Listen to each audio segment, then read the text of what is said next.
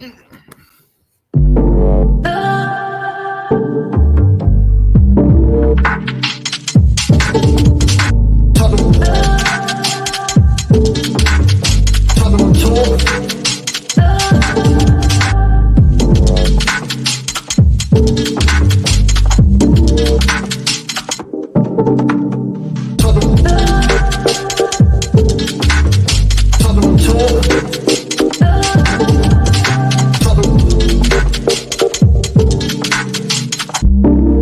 On Tour.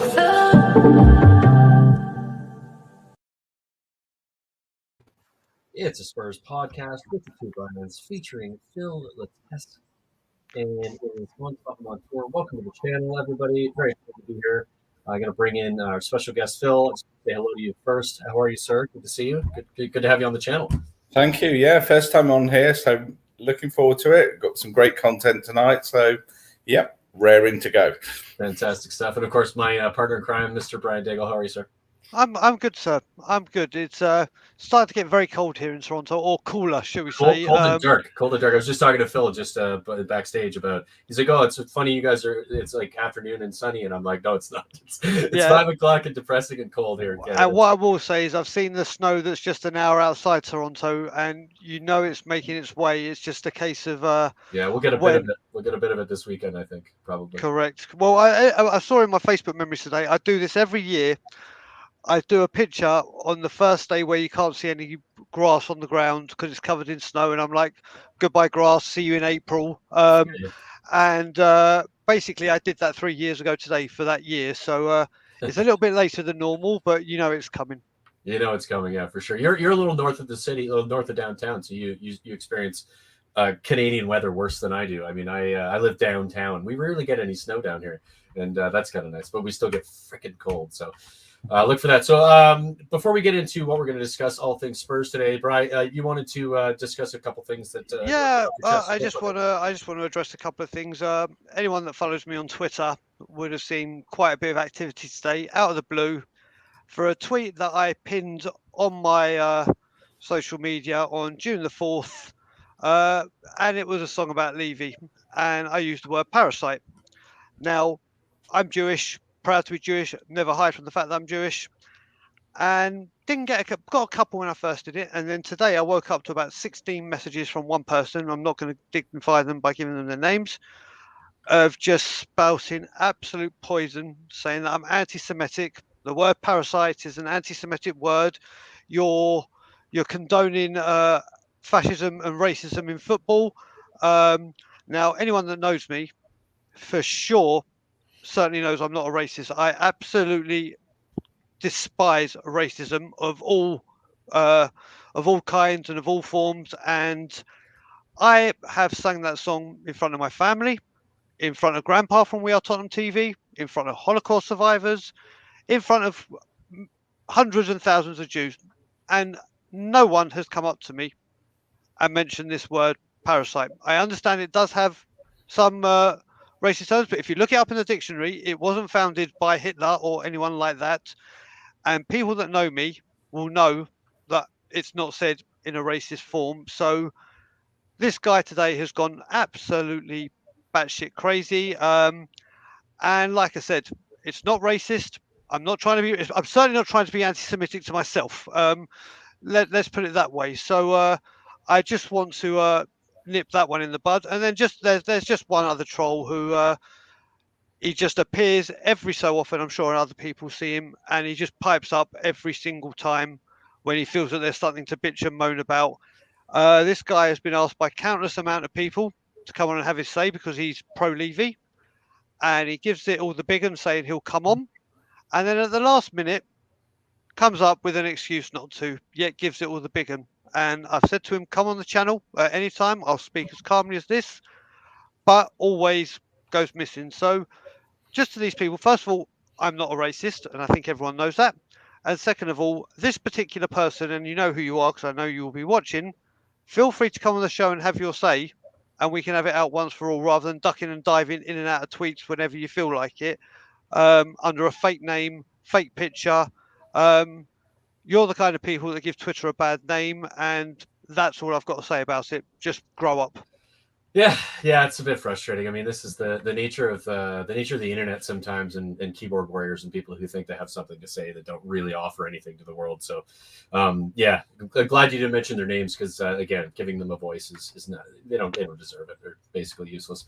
All right, let's get on to some football stuff. First of all, before we get into our show today, I want to welcome the people who are here in the chat. We've got Chris Agambar, Mark Swift, George, Adam is with us. Adam, what's up? It's gonna just to let everybody know, Adam's gonna have a massive part of what we do on this channel moving forward. So shout out to you, Adam. Great chat today.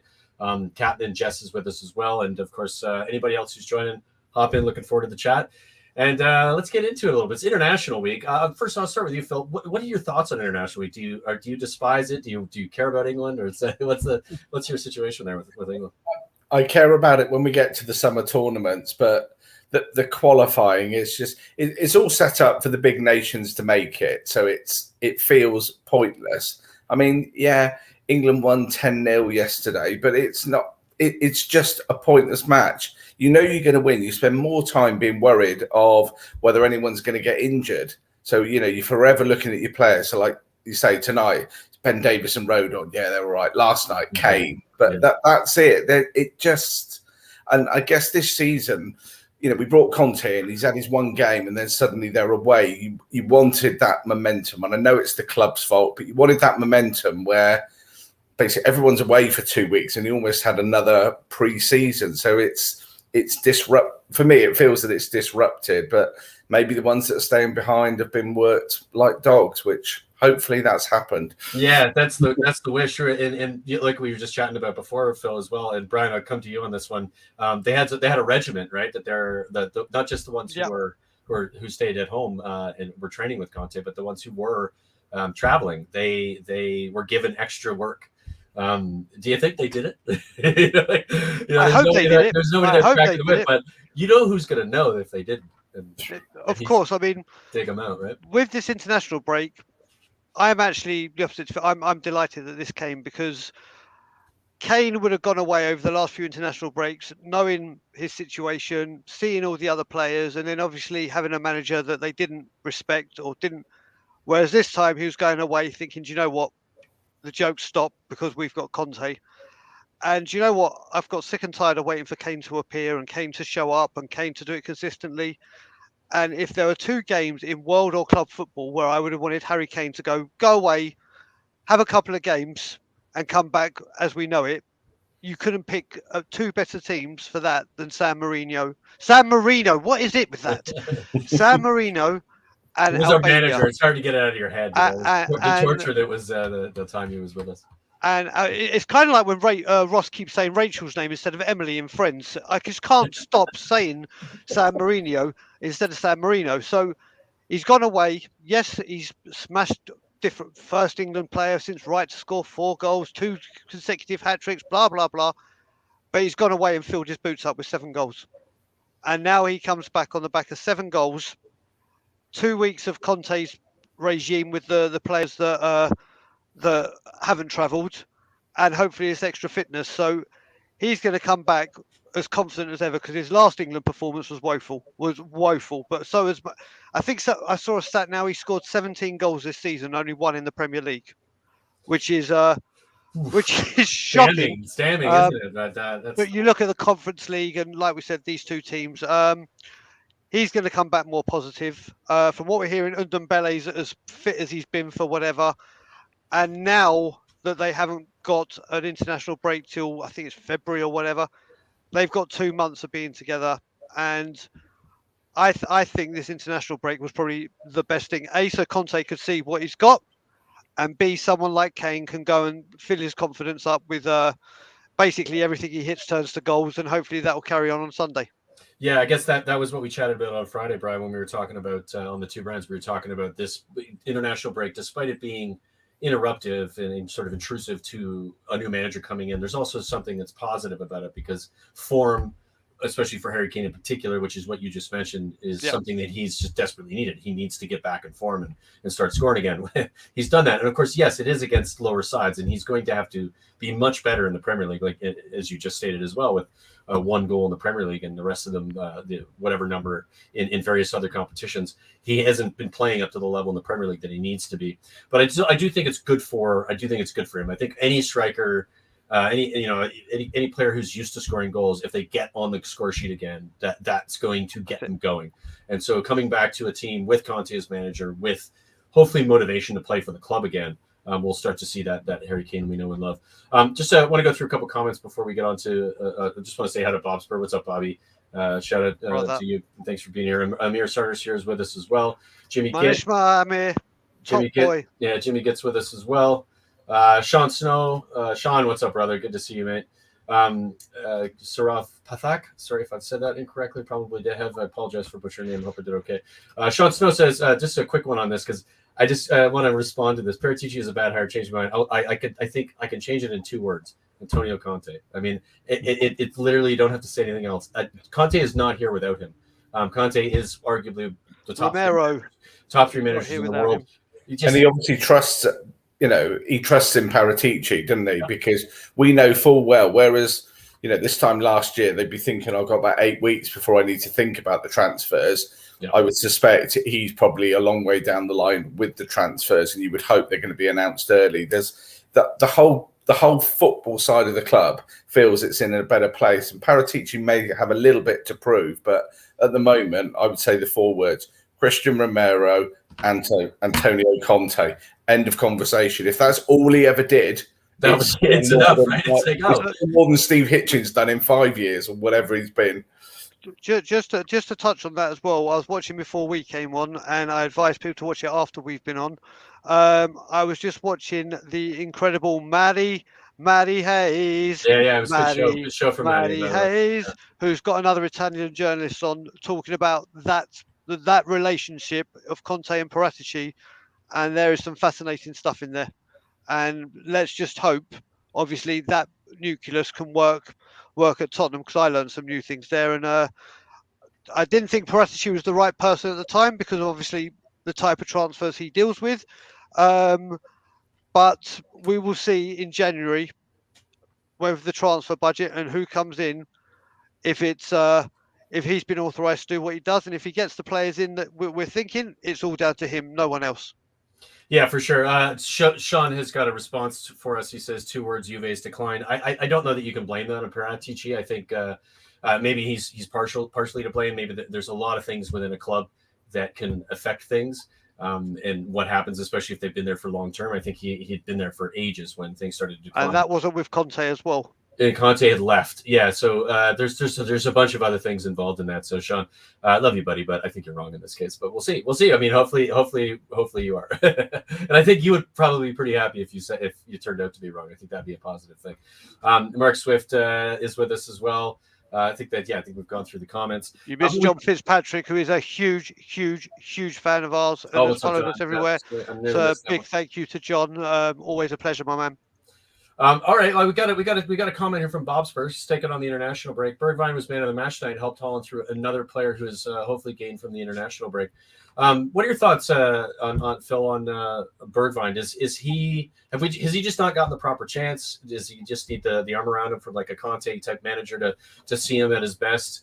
Or are we going to get that with him, or is he sort of one of those players in the chopping block of January? I mean, he's obviously had a real mixed time with us. I mean, yeah, what by all accounts, man of the match tonight, scored and assisted. So that's more than he's done in the Premier League. But ages, but he is a threat.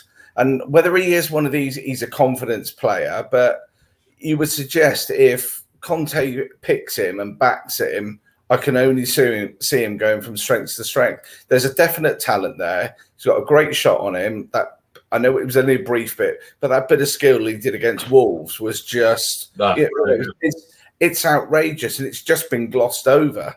Yeah, But for me, there is a player there. I guess my bit where I would look at is where's he going to fit in a 3-5-2, because your 2 wingers are your two fullbacks. For me, he fits in as a depth in the right back position, the right wing back. I think if you're going to use him, and I think we saw Mourinho kind of do that, but not with intention. It was like, I want you to track back, but I want you to play forward. But he didn't say you're playing a right wing back in this position. These are the parts of the pitch I want you to be on. I do think I could see him sort of being a Victor Moses for Spurs kind of scenario. Yeah, I think he's whether it's right or wrong, I think he's got a longer future at Tottenham than Lucas Moura or Doherty. I can see the two will be Emerson and Bergwijn. I think he could develop him there because the majority of their play is going forward, isn't it? There's a little bit of sort of the defending, but that wing back is basically they're wingers, aren't they? So if you look at their average positions, they're so high up the pitch. That could suit him. So. Yeah, absolutely. It could. I think it could. Brian, what are your thoughts on Bergwijn? So, both Spur and I have always said that we think there's a player in there. And if you look at it, he hasn't had 10 straight games, whether it be for injury, COVID, lack of form, whatever it may be. When you were saying about Jose had him playing as a defensive right wing back, and it was getting to shape, keep back, and whatever. I think under Conte, it'll be a more aggressive right back, and that's where I think we'll see the best of him. He needs 10 straight games. You've got to remember, when he first came, he scored that goal against Man City. He was playing very well against Villa when we beat them 3-2 away. Then he picked up an injury, then COVID. Then he got back and they couldn't find a place for him. Then he started playing right wing back and he had that miss against Liverpool, and then obviously the abuse and his confidence went. He hasn't had a run, I don't think, of 7 games in a row in the whole time he's been here. And you can't judge him because he's been moved from pillar to post, had four different managers. How can you judge him? I think for me, he's still got a lot of credit in the bank, and I still think there's a player there. I can see the frustration, but we need to utilise him and use him consistently as part of rotation, which is going to be very, very important in December. But I still think there's a player there. I really, really do. Yeah, I agree. I think he's going to be given a chance under Conte, and I think we're going to get into that. One of our topics of on the list is we're going to talk about his Conte's mission, which he's come out and discussed in the press. But before we get to that, we're going to talk about transfers. And of course, a lot of these players that we're talking about that are already with the club, are they going to come in, or are they going to go? And it's one conversation, but there's one that's obviously just like, it keeps getting talked about. And Amir says, we must sign Vlahovic. Bergie will come good, very unlucky with injuries, needs time on the pitch to improve decision making. Would allege for passing second goal tonight. Real versus Lo Celso later. Yeah, that's gonna be a cracking game. Actually, there's a good Canada game on later tonight too. I recommend watching Mexico Canada. But Vlahovic. So this is the one. I think this rumor has just been like smashing all over the internet or Twitter for I don't know for how long. It just keeps going.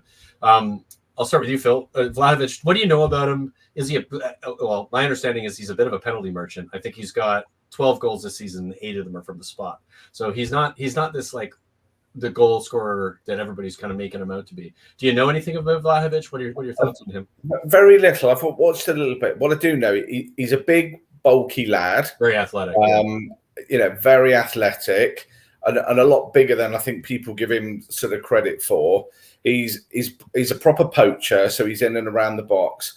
But again, without having to sound like the Tottenham ball, he's a young player who, by the sounds of it, wants to come and play for Conte. So there's your other draw. And honestly, if you look at what Conte did with Lukaku in less than 2 seasons, if he can do that with a 21, 22-year-old, okay, we may still pick him up 60, 70 million. Who cares? You've got him. Plus, he's got Kane to be learning from. In that side, I just think it will be it'll become a goal machine. I just think if you bring him in at the same time as you've got Kane, then Kane's still going to carry the burden of it. But if he goes for the 2 up front, then he's going to get a good run of games. He's going to get used to Premier League football because it's very different to Italian. Yeah, but I think it'll be a brilliant move for him and an unbelievable move for Tottenham.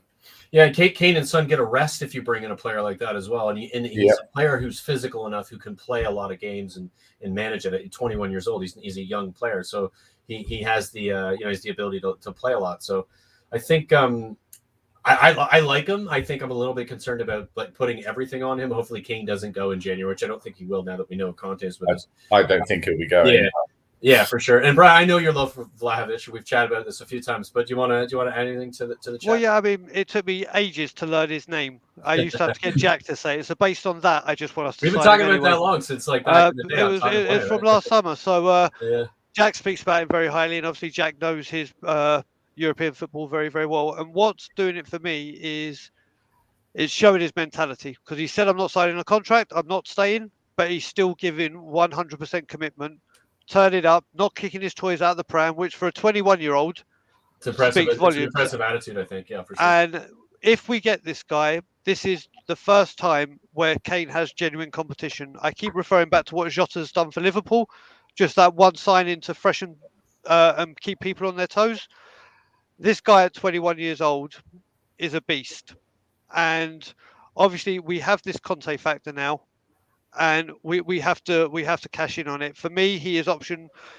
I can honestly say for striker, there is no other option for me. He is option 1, 2, 3, 4, 5, 6, and so on. He is a must get. He looks very, very impressive. And like I said, the most important thing is his attitude and his mentality. When he comes, he'll speak fluent Italian, which Conte and Paratici and everyone will be able to assist him with. I don't know how good his English is or how little he speaks of it, but it's genuine competition, and Son and Kane can finally start being rested and not just played if they're fit, and stop getting these injuries that they pick up because they're overplayed and undervalued. He's a huge sign of intent. He's a huge sign of intent, and if we get him in January, I think the January part of his key, Brian, that's been on the tip of my tongue this entire chat, because I'm like, I think like obviously sign of intent from a Spurs side that are, need to reinvestment in, especially in that position, which we've been begging for 4 seasons, 5 seasons, however long it's been since we've been literally like running Harry Kane into the ground to leave Sonny to be run into the ground until he gets it. It's just absurd, right? So we really need to deal with that position. I think Conte will recognize that probably immediately and say, this is not happening anymore. We have to deal with it. Brian, just to say on that, I don't even care. Well, I do care, but even if we sign him in January and he comes in the summer, we just need that deal finalised over the line, done. You want that statement of intent, which basically doesn't say, "Well, let's wait till next summer so we can trim 10 million off exactly. it." Yeah, it's like there's a couple of others we'll come to, and you're like, if you sign the guy for 60 million in January, in 12 months' time, we're under Conte, is he going to be worth more than 60 million? Yes, all day long. Yeah, so the deals, for me, the deal's an absolute no-brainer. Get him in, work with him, and whether we do use him in the Conference League and stuff, but I don't think he is. I think if he's looking at he's got enough to be playing in some Premier League games. You've got all 3 of them. Not the big clubs necessarily, but you can rotate when you need to. Yeah, and there's one of those two, Kane and Son, are going to get injured at some point.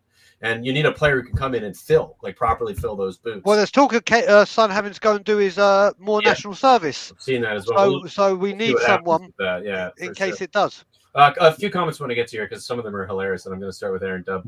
What's up, Aaron? How you doing, brother? Good to see you in the chat. Mexico versus Canada. Jesus, I'm halfway through Narcos 3. All I can think of now is Coke and maple syrup. Oh, that's quality. So anyway, I watched. Speaking of Matty Hayes, I watched Matty Hayes stream the other day. He had the Euro talk expert on. And he was talking about this player, Alvarez at River Plate. And Alvarez at the River Plate right now, I forget the specific statistics, but I think he's played 20 games and he's got like 19 goals or something like that. Wow. And he's playing under one of the better managers, probably arguably whose name, of course, I can't remember. So, Derek, if you're in the comments, please help me with the name of the manager there. But it's a manager we were looking into as well. A wonderful manager at River Plate. This kid looks incredible. And, of course, he's going to be way cheaper. Different type of striker, so not going to be the same type of athleticism, and maybe more of a replacement for Son than a replacement for Kane is sort of the style that he plays. But a good shout on the Julian Alvarez. And Derek, I'm guessing you watched the same thing I did, because I thought it was a good shout from what Matty Hayes, well, the Euro expert he had on was impressive. Is it Gallardo? Gallardo. Yeah, that's the thank you. I'm doing too many things to look up everything at the same time. Yeah, that's fine. I can cheat. I appreciate that. Thanks, Phil. There's another one that's on the list here that's a massive, I think would be a massive signing is Kessié. This one keeps popping up quite a bit too. Another one whose contract I think runs out in 2022 It seems like these. 2021. Oh yeah, is it this Oh, year? 2022. Sorry, Yeah, yeah. end of Next next summer, this isn't season, it? 21-22. 2022. Sorry. So it's another player who has been given kind of a, like I don't know what they're doing, but they're worse than us and worse than Arsenal when it comes to like managing their ins and outs in the transfer window. He looks a player to me. I mean, I've only like once I've gotten this information gone, I got to look at this player. Do you know anything about him, Phil Kessié? Again, this for me is another absolute statement of intent, and I'll talk about him. But what would happen? I think what would happen in the olden days is we go, this player's really good. He wants to come to Tottenham. We could bid for him in January, or we can wait till the summer and get him for free. And we all know which option we go for. And again, I go back to my question now. If we go in January and go, we'll give you 15 million for him, the second he signs his contract, he's worth 45, 50. Yep. So he's made it. He's a big, powerful, box-to-box player. Proper Dembele replacement, I think. Yeah. If you're looking at a Dembele replacement, in that mold. He's what, 22, 23? And you're thinking, if you could find a Dembele now at 23, honestly, I'd pay 100 million under Antonio Conte. Imagine. Yeah, I would. I honestly, if Moussa Dembele was available now, I would pay 100 million in today's market because of what he brought. So, bring in a player that's got those skills and leave Conte to go. This is what I want. This is what you do. I'll make you better, but at the same time, I'll make this team way better. And I think again, I would say that for me is a no-brainer. And that statement of intent of going out, even now, and just going, we'll give you 15 million now. To me, you could pay 20 million, you still make money, even though he's only got 6 months left. We need that deal now. And whether he signs now and comes in the summer, doesn't make any difference. You just want him to be a Tottenham player before he goes, in the summer, Bayern Munich are looking at him, Barcelona are looking at him. Once you start doing that, unfortunately, they are bigger clubs than us. So you've got to get in first. And the way you do that is make them an offer they can't refuse, but do it early. Yeah, I agree 100%. Brian, have you dug into Kessié at all? I haven't really, I'll be honest. But the thing is, this name doesn't go away, and he's been spoken in a very, very positive way. And this is going to bug you a bit, by the way. Do you know what? This is the thing now. This is the thing, and I've spoken about this. Højbjerg, I idolise. He's my favourite player by a country mile in the Spurs squad. But right now, sentiment means nothing to me. If you can get an upgrade, you get an upgrade. Yeah. Like I said, every manager, every football club in the world, apart from Man City, Liverpool, and probably Chelsea, if you went to the board right now and said, Antonio Conte signs for you right now, he'll agree everything, he'll sign on the dotted line, do you sack your manager? Every single manager will say yes, or every single board will say yes. So this is what we've got to stop jumping on sentiment. We need players that can compete, and isn't it nice to be linked with players like this as opposed to an Nkudu or an NG? Yeah. Listen, we're on the list now of actual teams they could exactly. Players. And again, I want to bring this up because it's sorry to interrupt, but this is part of this conversation. You can add to it. I still don't trust Enoch to do much in January. I think this is obviously many of us don't trust Enoch. Just generally, like including me, I think most of us are like, I don't trust this either. But we have to admit, like, Conte doesn't come in without insurances. He doesn't sign on the dotted line. He gets those. He looks at it so much that he makes sure that he's getting what he wants. So I don't think it's an issue. But sorry, Brad. So the first thing is what we've got to do with players like him. Like Phil was saying, we have to get these deals done because there's so many clubs waiting for him to go out in the summer so they can offer him more money. And that's where we'll lose out. So these type of players that are available, we have to use the Paratici card because we'll be streets ahead because of his dealings with them. And we have to get in there first to stop the financial kind of payroll and wages auction going off because we will lose. Now, Conte obviously has been given assurances, but we all know a lot of managers have been given assurances. But the one difference is we know Conte will walk.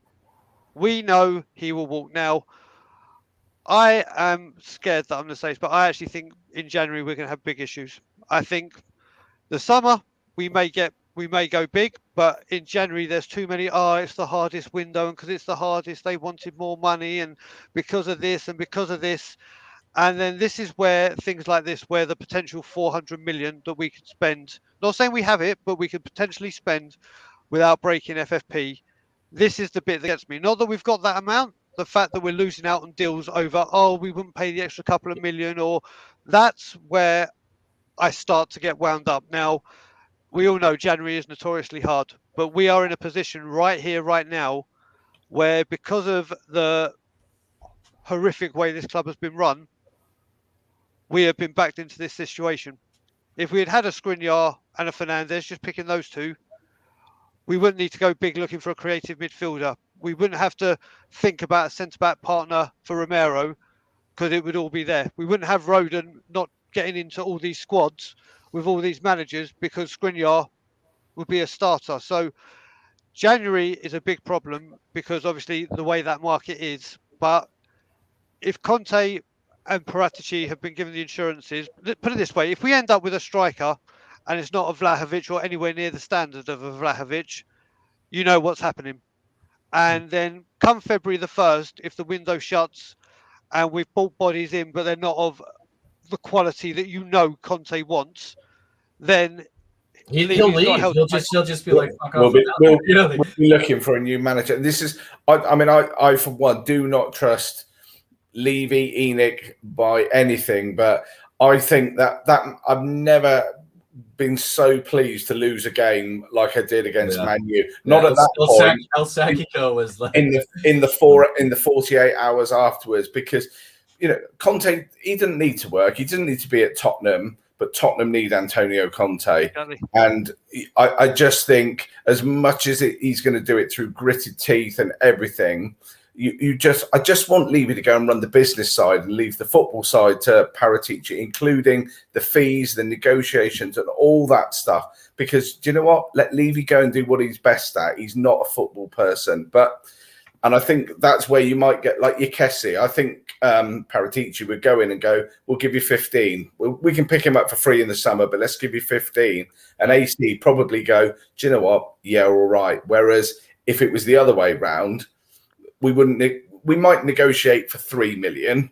Phil, just to let you know, apparently AC Milan are ready to do 8.5 million for January. What? Yeah, I've seen that number popping up as well. So that's the number I think I've seen that. But that's what I was saying is like peanuts, to make sure you get the deal. And Paratici said this. Sometimes you have to pay a bit over. Yeah. And like I said, if you pay 15, you're still making your money back. Even if you have a coach too that's going to make this player so much more way better than he is now. Yeah. So it's not even an issue. You shouldn't be worried about sell-on value if you can keep Conte happy, because he will make them all way better, and then you can just sell all the crap players that we've been trying to get rid of for so long. Right. He'll make Harry Winks valuable again. He'll make Dele Alli valuable again. Like this is what he'll do. If you sell Winks, they're still with us in January. If you sell Winks and Dele Alli, there's £250,000 a week on wages that some of the new players could come in on. So, yes, there's a bit of balancing in there, but it's these new ones. And obviously that Italian connection, you were saying about the guy at River Plate, I still got a feeling it's more likely to come from Italy, where agree, probably, yeah. Conte's he hasn't worked with them, but he would have seen them in and out.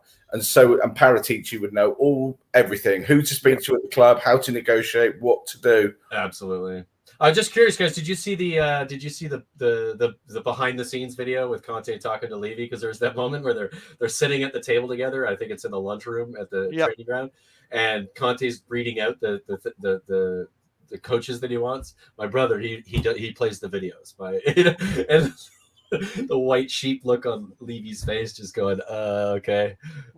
This is where he is. He's in a scenario now where he has to do it. If he doesn't do it, and the revolt of the fans is going to be so massive, and I think he knows that. And I think that he's backed himself into a corner, and that's really good for us as a club, because he's going to have to take his hands off of it. He's going to be forced to, otherwise he's going to be forced to sell, and probably not sell at a price that he wanted to, and not make the money he wanted to, which I think is a positive. So it's a good thing that's happened. Transfers. So are there any other players you guys have seen rumor wise, Phil, that you think you'd like to see come in? There's two centre backs again from Italy. Is it Brazovic? Is it Brazovic a midfielder? Midfielder. Yeah, he's a midfielder, and then De Vrij or De Vrij. That's it. De Vrij is the other one. And Skriniar still being talked about. Because there was a point that he. It is a position we need to deal with. We need another center half for sure. But I like Brian, I cannot understand why Joe Rodon doesn't get a look in, because the guy, again, especially if you have him in a back three with whoever they bring in, Skriniar and Romero, why not have Rodon? He's good on the ball. He's okay, but again, he will only get better. I think he has all the things you want as a center half, like from a raw perspective. He's vocal, he's big, he gets in, he tackles, he loves it. He loves a good tackle. He's heading clearances. I think he's got one of the best when he plays compared to any other center half in our squad. So I think everybody who's a Spurs fan is watching this going, well, why isn't he playing? I don't understand. Yeah. Nobody understands it. Is there something going on back behind the scenes that from an attitude perspective people don't like? I don't know. I've watched him play, and every time I've watched him play, despite a couple of errors, he's young, they're going to do it. He usually does something to make up for it, and he's got so much energy, and he just seems like the right type of player that we need in that position. And I think he's left-footed, so it's that left side of... No, he's right. Again, if we're thinking about a left-footed person, so obviously you've got Ben Davies there at the moment, but I wonder whether there's any possibility of a Tyrone Mings. I don't. I'm a little skeptical about Mings. I'd rather Konza. Yeah, Konza's a better defender. I'm thinking there obviously is the hope from like the homegrown side. If you bring in 3 or 4, potentially if we bring 3 or 4 Italians in, or out of the context of what they should, but maybe. But again, you've got Joe Rodon there, so develop him, because I haven't seen him have a bad game. He started his first game for us away at Chelsea, which is no mean feat, and he did all right. He made one error. He made that one error at the beginning of the game. He looked really scared, and then he dealt with it, and then he got into the game and actually defended quite well, I thought. Bright, to you on the idea of any other players. I think the center half position is the obvious one to address. If there's anybody that stands out, just to quickly add, De Ligt from Barcelona. Does he? Again, available? For me, would I take him all day long? Are we likely to get him? No, I don't think so. Right. I just don't think so. I've said it before in every stream. For me, for January, the 2 essentials are Vlahovic and a creative midfielder. They are 2 areas that we have to address because they're non-existent. The defenders we have may not be up to par, but I think can do a job until, if we can get another defense, they're the 2 that have to be addressed first in my eyes. And then if we can get a defense, remember how we got Reguilon? Like we weren't going for a left back, unless Reguilon became available. Reguilon became available, we moved. We have enough cover at the back. We have no cover for creativity. We have no cover for Kane. So they're the 2 that they are the 2 that absolutely, essentially have to be dealt with.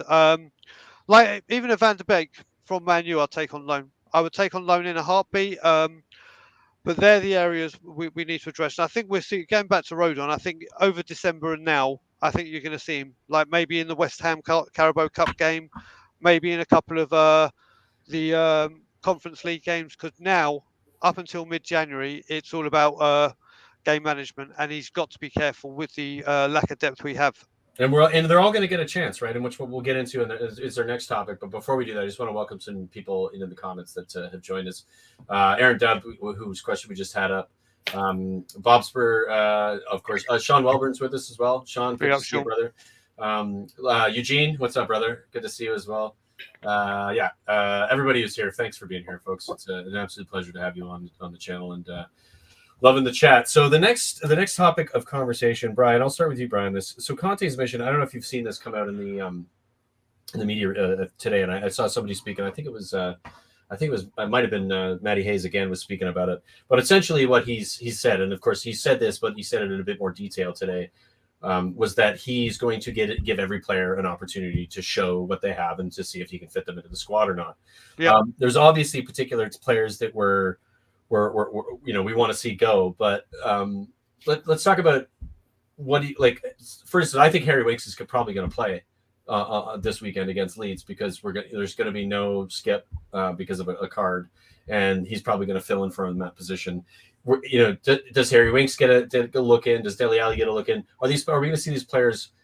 We're going to see the best of these players again because of Conte, and do we give them a chance again once he's given them the chance? Because if he gives them a chance and they perform and they start to play at the level that we need them to, why would we complain, right?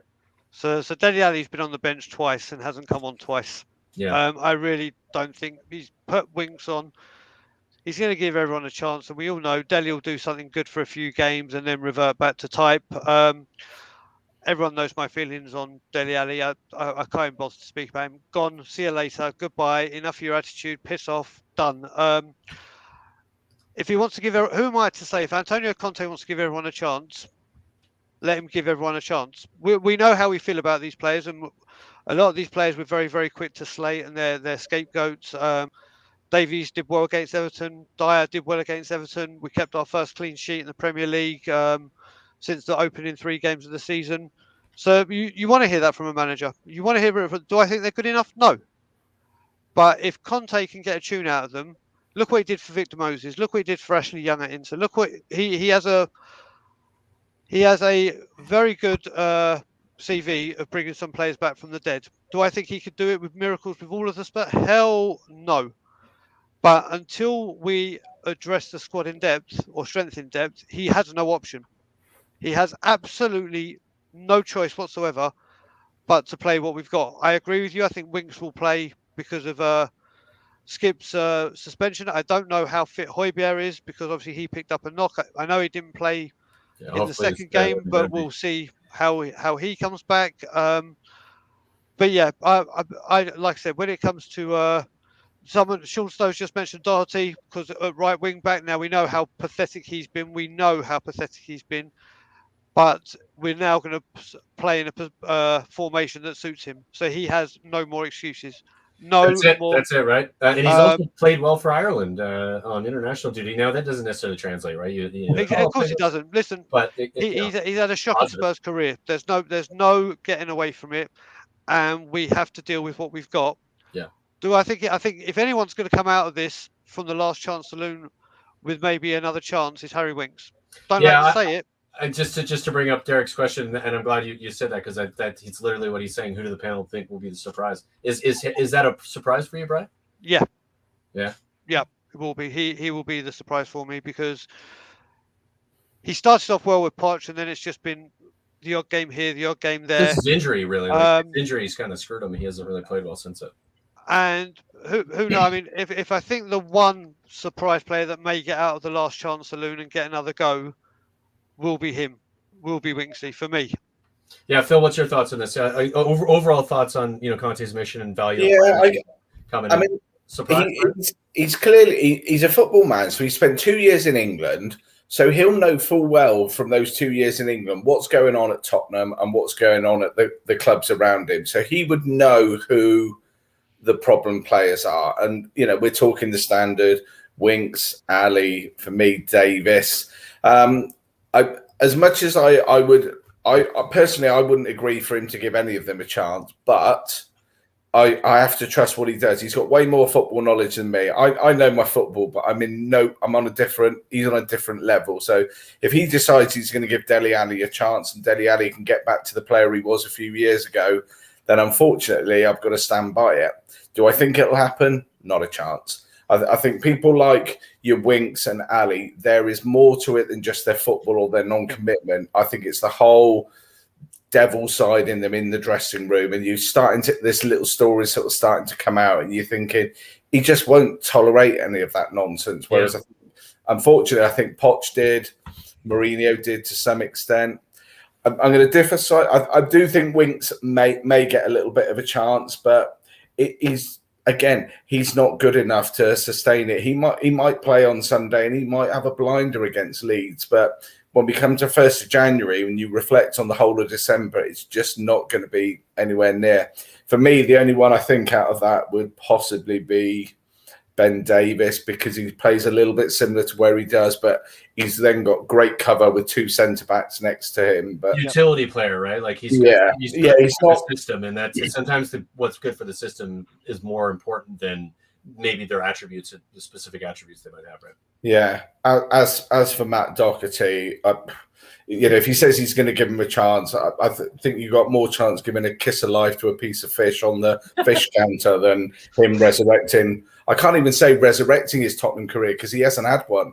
He really hasn't. He hasn't even played, and when he has, it's been in games that maybe don't matter so much, and it's also been fucking piss poor. Let's be honest about it. He's another one. He's played more international football this year than football with his club. Yeah, that's not even just like Premier League. That's football. He plays every minute for them, but can't even get lucky to get on the bench. But he's nowhere near it. But again, if he's our Victor Moses, then I will be more than shocked. Yeah, it comes down to it, right? If it works while Conte is with us, he makes us better, and we can win some stuff. Then who gives a shit? I suppose the bottom line is, I don't. If we're going to win cups and win the league, I don't care. He can sell Kane's son, Bergwijn, and Ndombele. And if he replaces them with 4 other people and we win the league or we win the FA Cup, exactly. Do you know what? I don't care. I really don't care. It's about Tottenham. It's the badge, not the players. Not the players. Yeah, 100%. I wanted to get to this midfield conversation here before we move on, but I think that this is an important one because these are 2 players that have not lived up to their financial expense in the 40 million I think it was we paid for Lo Celso and 60 and change what it was for Tanguy. These are 2 players that have come nowhere near what we would consider their value is supposed to be. A shout out to Joe for the question, because I do think that these 2 players will know who they are with Conte as a manager. Brian, I'll start with you. Does Lo Celso or Tanguy or both, do they end up playing in our midfield as regular Conte type players? And how I struggle with how they fit, or I think they kind of fit into that same position as creators, but they haven't really done that either, so it's hard to really give them any credit. What are your thoughts on Lo Celso and Tanguy? So the rumours are Tanguy is at the fittest he's ever been since he's been at the club, from what we're hearing. He's with a manager that has openly admitted his admiration for him and wanted to sign him. Yep. I think we've got the manager where we're going to see the real Tanguy. And it will define, because the good thing is that Conte will do is he will devise a system to get his strongest players to have the most impact in the game. Not like Jose, okay, we defend as a team, everyone defend. He's going to say, right, like he said with Kane, stay in the box, like he did for England, and we've seen the results. And I think finally we're going to see the best out of Tanguy. I think he has a huge role to play under Conte, and I think we're really going to see what we thought we were getting a few years ago with him. And as for Lo Celso, cash in. We can't find a position for him. If you look at his stats, he was doing well at Betis. I think it's 3 goals and 1 assist, or the other way round in the Premier League, whatever. It's just unacceptable, even for the amount of games you played. Like we've barely played. I think that's the struggle with Lo Celso for me too. Is you just haven't seen him do anything. But when he has come on to play, he's just been crap. Yeah, we can't find a position for him. Yeah. And it gets to the point now where, like I said, if we need to bring in players as well to get more funds, I would him and Dele are probably the highest value that we could get. And I think now, as much as I love the commitment he gives, and he does work a lot harder than Tanguy, I just think Tanguy will offer a lot more and thrive under Conte. And I just don't see it happening with Lo Celso anymore. Yeah, good shout, Phil. What are your thoughts on Tanguy and Lo Celso? Do you see either of them getting in, and like which one of them is going to thrive? Like Brian said, I agree with him. By the way, I think it's Tanguy all day long. He wanted to swap. He was willing to swap him with Skriniar, wasn't he? When he was at Inter. So I don't know. I've just got a feeling he might sort of slightly switch it as a 3-5-2, but the 3 in the middle could be those 2 with either your Skip or Højbjerg behind, because you then, I definitely agree with what Brian says. It's about freeing up Tanguy to be able to do what he does best, which is a cam, or whatever we want to call it, a number 10, not your defensive midfielder. If you play it in there, it's pointless. But maybe Lo Celso, if he's in that midfield pairing, I kind of see them as a triangle there, kind of with Tanguy at the top, but maybe there where Celso sits in next to someone like Højbjerg. He can run with the ball, he can do it. But again, he's another one. I don't overly rate him. I have great hopes for him, but maybe he needs a little bit of a run of games, and maybe December with with all the fixtures could be the last chance saloon for him. That's like, prove you're worth it, or January we're open to offers. Yeah, I agree completely, and I think it's exactly that time for Lo Celso. And I think Tanguy is, because what we've seen he's capable of, if you given the right manager, given the right situation, being fit, properly fit. He has come to Spurs and hasn't been properly fit since he's gotten here. He's gone through 3 managers, arguably 2 and change, but he's kind of not really had a proper run-in with a manager, especially like a Antonio Conte, who is going to be fitness oriented, and he's going to get this team who he said are not in shape. These players are not in shape; they're not fit, and he's going to get them fit. And man, when he gets Tanguy fit, I think it's different levels he's going to go to, because he is technically probably the best player in the squad. I think from an ability perspective. That might also feel, Brian said earlier, we need a striker and a creative midfielder. Well, actually, we've got 2. Yeah, we do. They're not doing what they should, but if you can suddenly transform Tanguy and put him in as that creative central midfielder, it eliminates a whole heap of problems, because we're going out trying to buy Tanguy, and so you've got Tanguy. So, and this is the idea of Conte's mission, by him going through all of the squad, going, who do I get? What can I do with him? Of course, he obviously knows this about Tanguy, because, like you said, he's been eyeing him up for a period of time, looking to get him into Inter when he was there. So, great stuff. All right, so we're gonna get into Leeds preview now. We're not gonna spend a ton of time on this, because it's a whiles away, but there's lots to talk about and lots to consider. But Leeds at the weekend. Leeds are struggling, right? They're not having a great season. It's been second season syndrome to some extent. Teams come in and they, a team like Leeds, who did so well last season. So well, I say they finished mid-table, but so well in considering a team that typically comes in, they finish if they do well, they finish just above relegation. They look like pretty crap at the moment when it comes to creating anything. I think Rafinha, who's the right winger, great player, amazing player. I love him. I think he's fantastic. I think he'd be a great replacement for Lucas Moura. Really, really good right-sided player. He has, I think his creation is 2 point. Somebody saying that? Oh, somebody else. 2.3 or 2.4 expected assists per game, but has 0 assists. So there's nobody getting in the box. There's nobody getting on the end of the stuff he's creating. He's a machine at the moment, but nothing's happening with Leeds. Is there anybody on Leeds or anything about Leeds right now that Spurs should be worried about going into this weekend? And how are you feeling about the game? Post international break, because it's a bit of a weird one, right? Yeah, I don't know what to expect.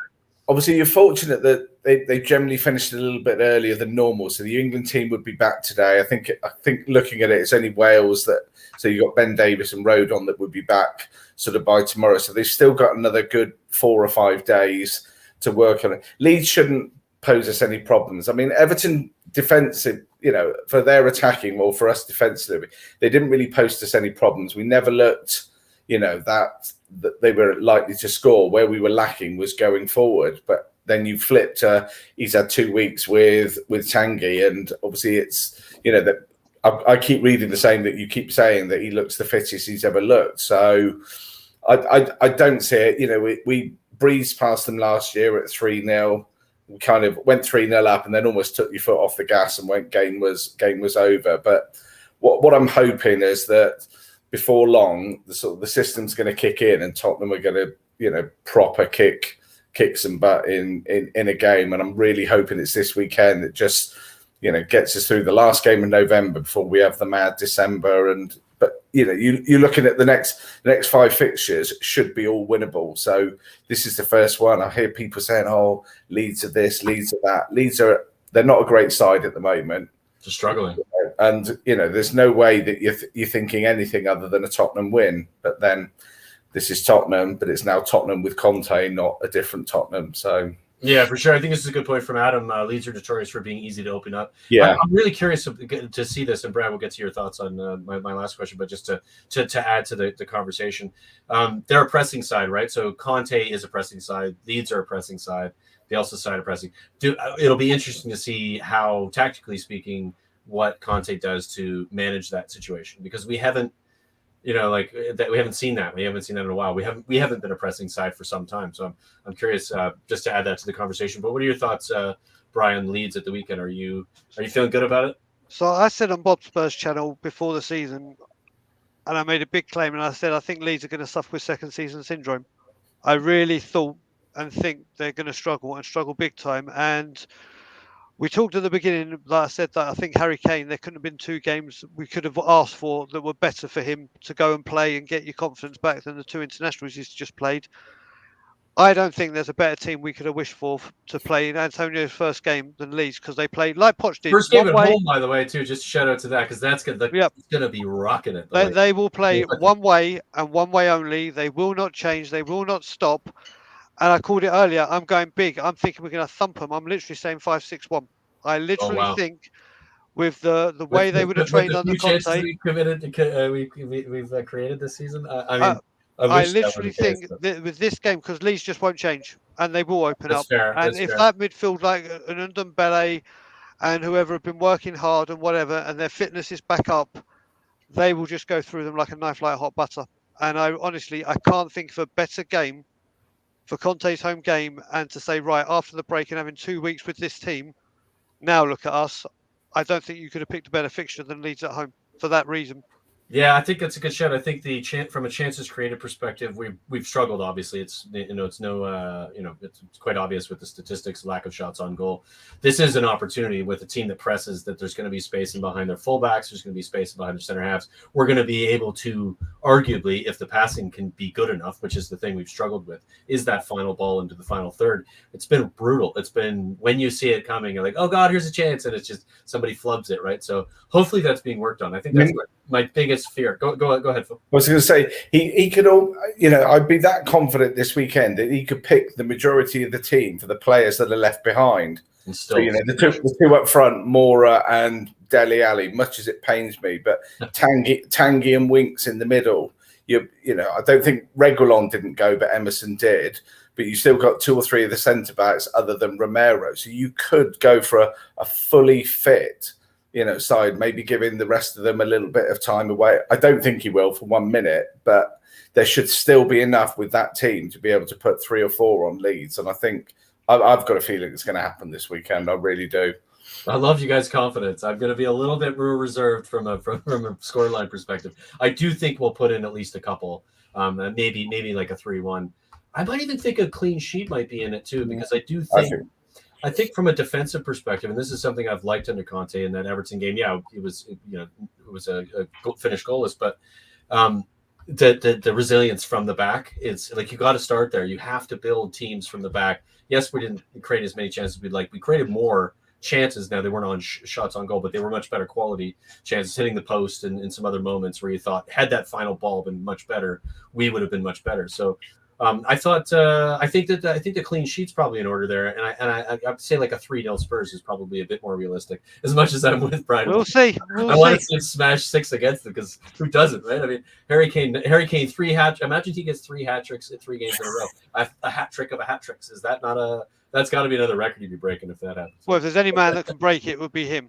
Yeah, and talk about shutting up any doubters as well, just to do that, because of course. Again, we're going to caveat the situation with it being he's done it against lesser teams.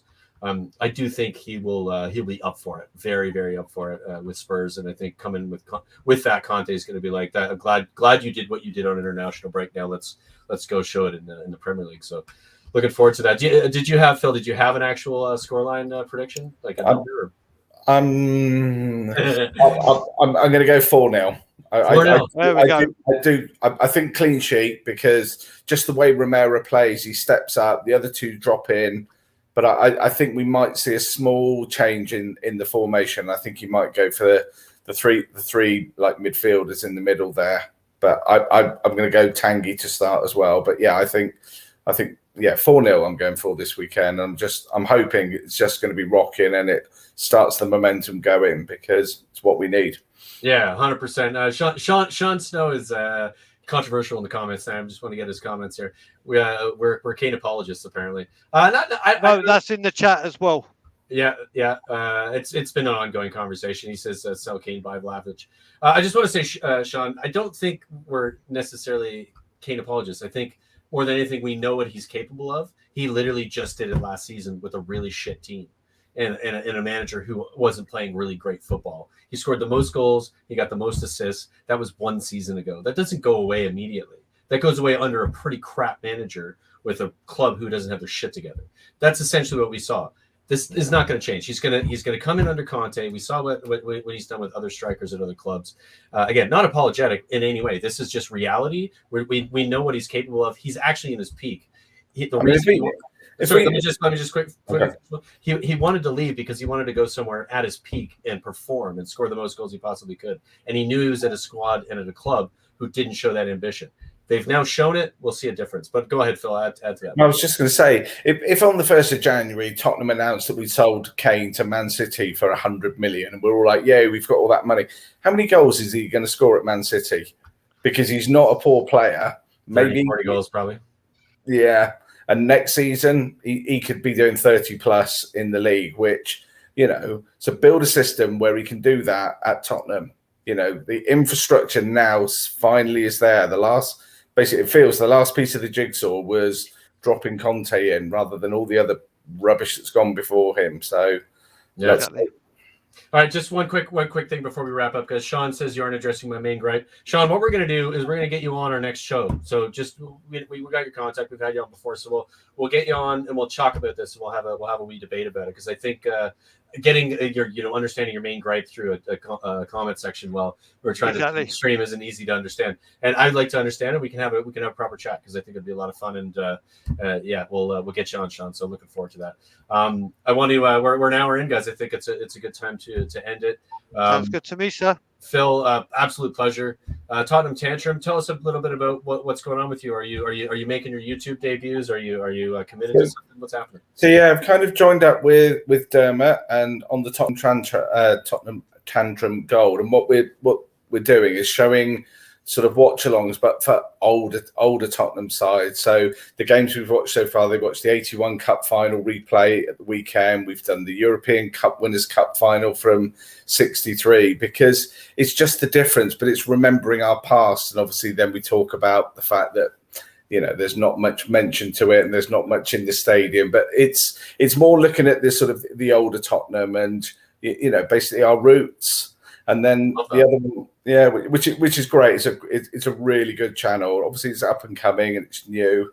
And then on a Friday, we do the 4 Hot Spurs, which again is just talking slightly different things. So we're trying to do it that we don't talk the same as the rest of the channels. We're trying to bring sort of something different to it. But again, we're a couple of episodes in, and it's been great. We've had some great guests.